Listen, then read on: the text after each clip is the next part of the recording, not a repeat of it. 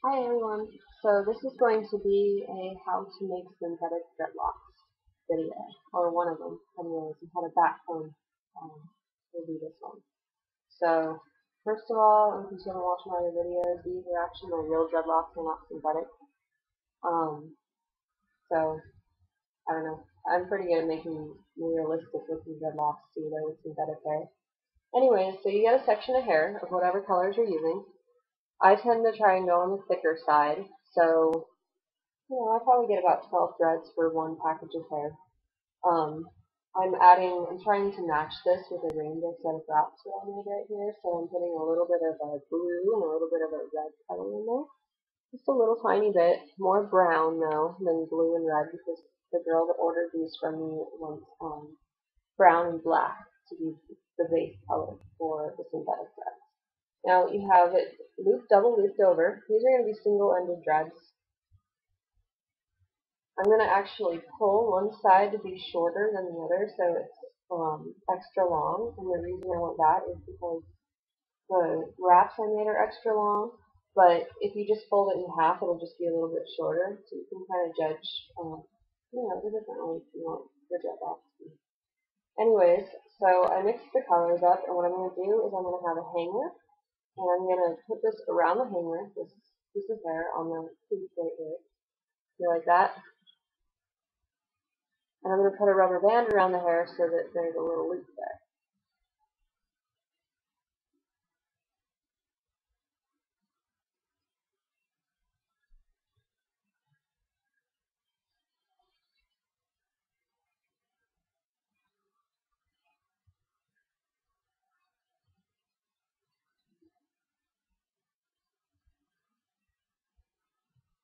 Okay, now it's on there with a little loop. Now you're going to take your comb. I have a metal tooth comb. This is like a pet comb. But I also actually use plastic combs. And sometimes plastic combs, even though other people say they'll break, they will break eventually. You can do a set of dreads with $1.50 or dollar comb, and it still won't be totally ruined. I have three of them, and two of them have a couple of prongs missing out of it, and the other one I was actually using before I dyed my hair. It was just fine, but anyway, they worked just fine, and I actually think they were better at backcombing than the metal one was. But right now I have a metal one. As you can see, you got the hair tight, and you want to hold it tight. I have it kind of within my foot so I can pull on it. You're going to hold it tight, and you're going to comb backwards on all directions with the thread.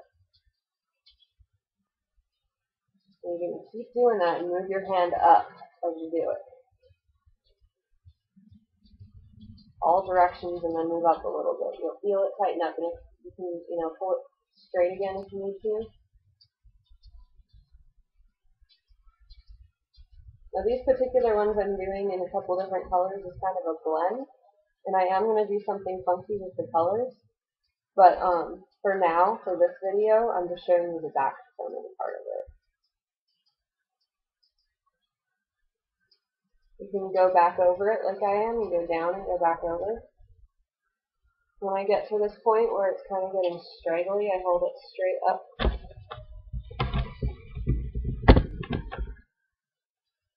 And then I backcomb it a little lighter than I was before.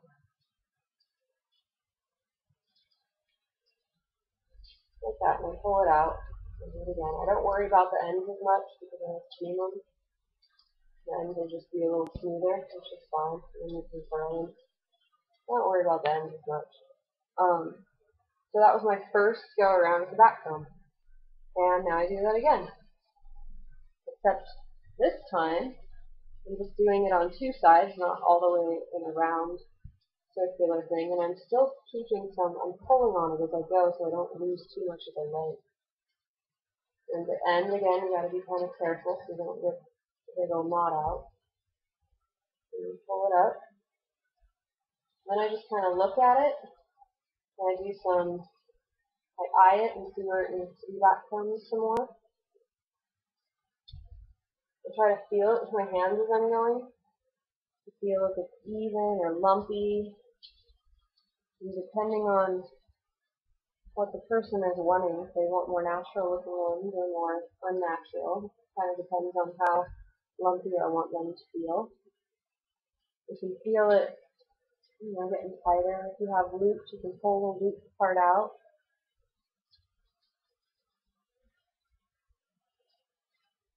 Just keep on doing that until you are satisfied with the stiffness of it. And then, when I'm done, it looks like this. And I am pretty much done. Some people backcomb for like 10 minutes every thread. I don't really do that. It doesn't take me that long. It doesn't stand or stick straight out. Some people also say they need to stick straight out. Well, it will stick out about 3 or 4 inches before going limp after I steam it, so I don't worry about it. If it's that stiff when you're backcombing it, then they end up looking more like plastic straws or something. I don't really like that look, and a lot of people that I've worked with say they don't like that either. So I've been doing this for about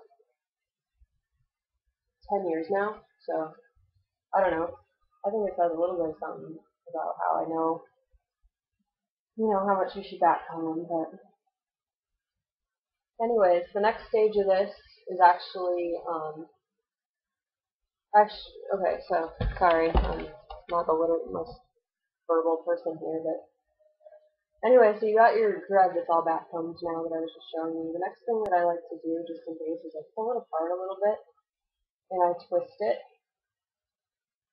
just to see how thick it's going to be when I steam it by pulling it. Now, if you want it to be a perfect thread that's candy cane or something, you don't need to make sure it happens right in this stage, but you want to make sure that you don't have any bumps, lumps, or twists coming out of here, unless that's what you want again. So that's what I'm checking for right now, to make sure that it's evenly backcombed. And by twisting it like this, you can pretty much find out what it's going to look like when it's steamed.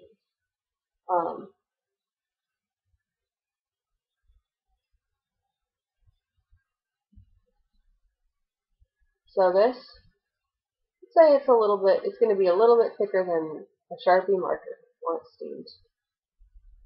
Which are pretty good. It's a pretty good one. And it's a mixed color. It's not really candy cane, but there's a few stripes in there. But when I do actually go back and steam it, I'm going to pull some of the colors and put highlights in there and stuff. So yeah, sorry I'm kind of all over the place now, but tell you back home synthetic thread. And we'll make another video about how to steam them probably later today, and check out those other videos. Okay.